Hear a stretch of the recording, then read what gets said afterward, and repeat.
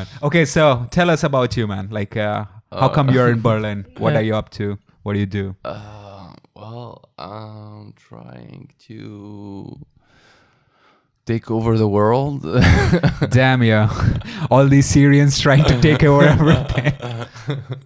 It's I don't know actually. Like I came here from Syria, because of the shitty situation and shit, and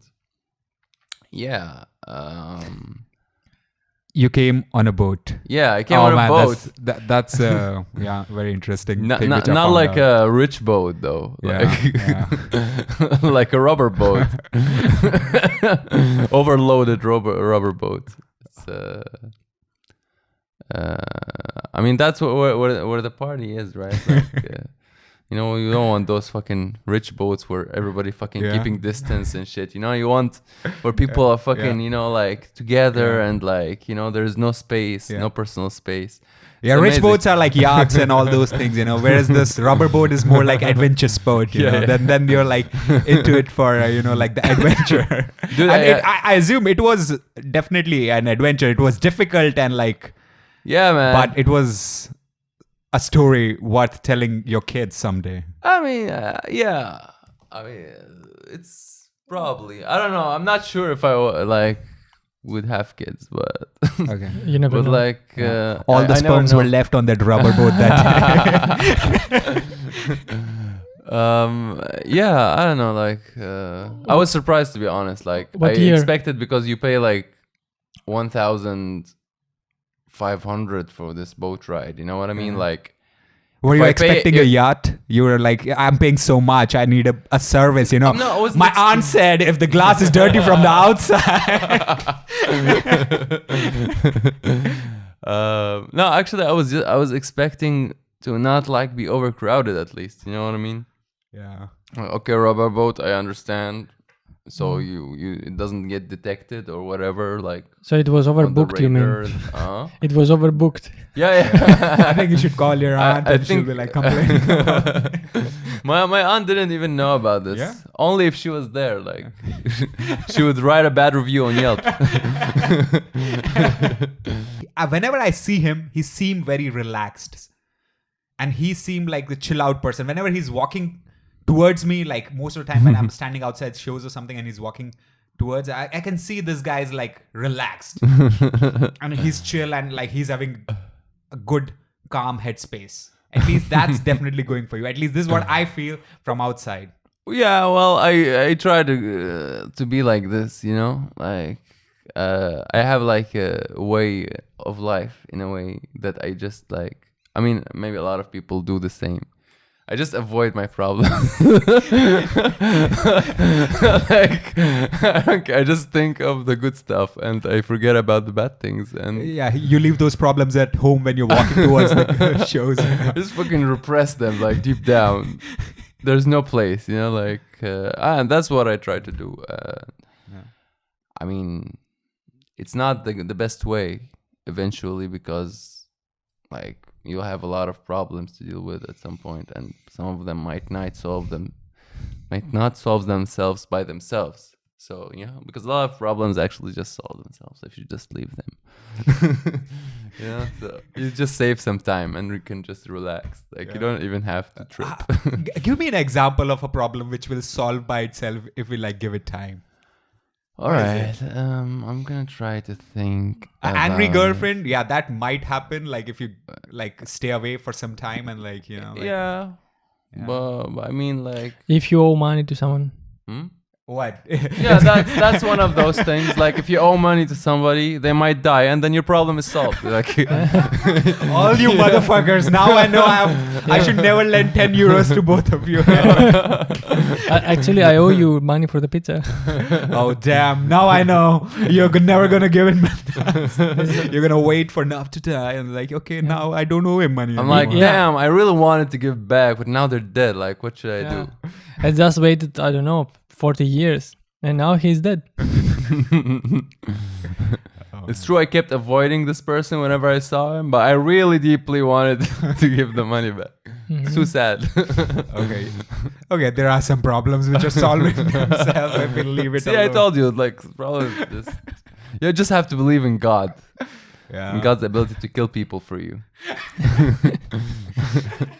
So what are you doing like for a living?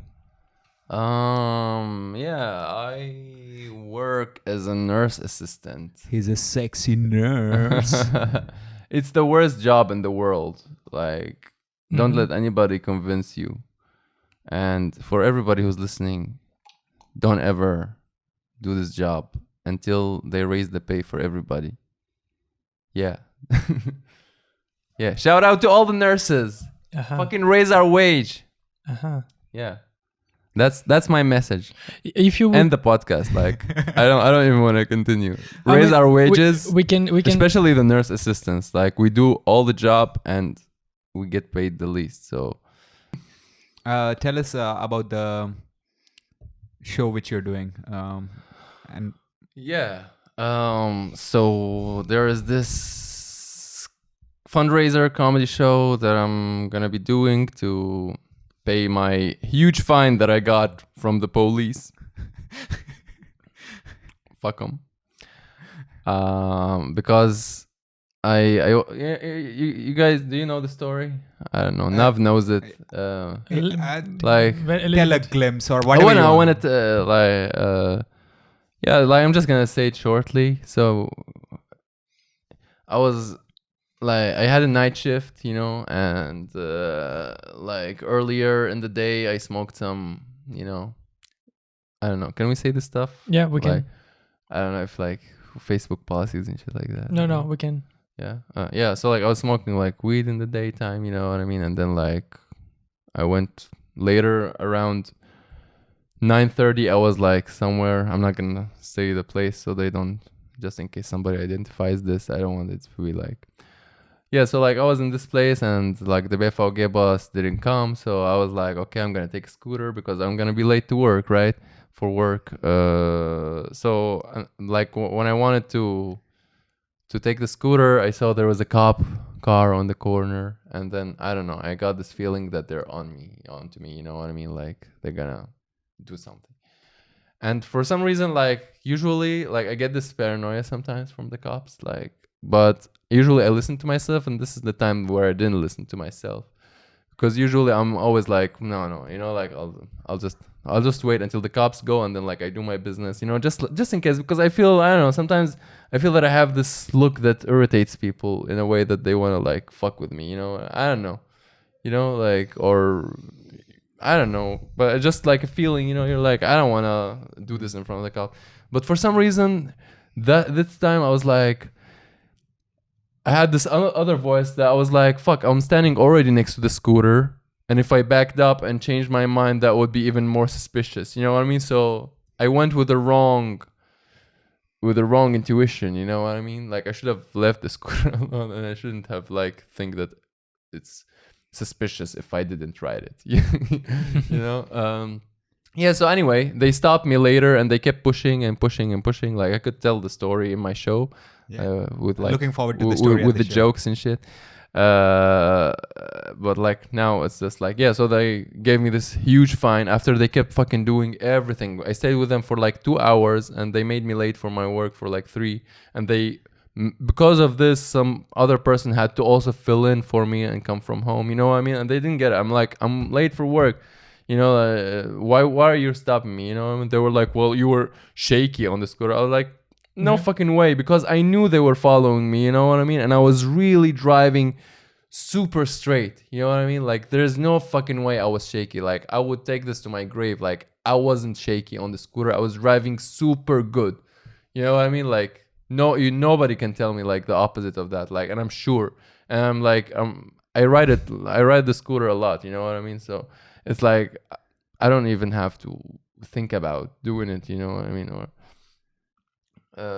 yeah, so they find me like a lot of money, like 910 euros. And this is a catastrophe. See, this is the thing.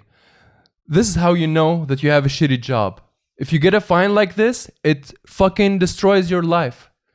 You know? That means you something's wrong. If I get a fine and it's really huge like this as my salary, you know, like, then something's wrong, you know, like it's not fair. And I don't know, to me it's even wrong that they didn't even consider that I was going to work and shit like that, you know what I mean? And So it's a fundraiser. And, yeah, so it's a fundraiser comedy show to pay my stupid fine. There are 2 dates on the 30th of this month, August, Yeah.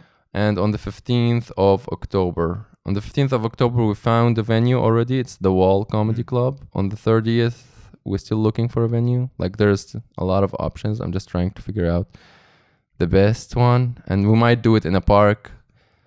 I just want to know how easy is it to do it in a park. You know, I would rather do it in a park if the weather is nice, to be honest, because in a closed area, I don't know. So thank you for joining today. We hope your fundraising goes well. Thank you. Please come to my show and help me become more chill of a person. Yeah. In the inside. Yeah. To help you be more relaxed. Zen. Zen. Okay. Till next time. See you. Yeah. Ciao. Tschüss, tschüss.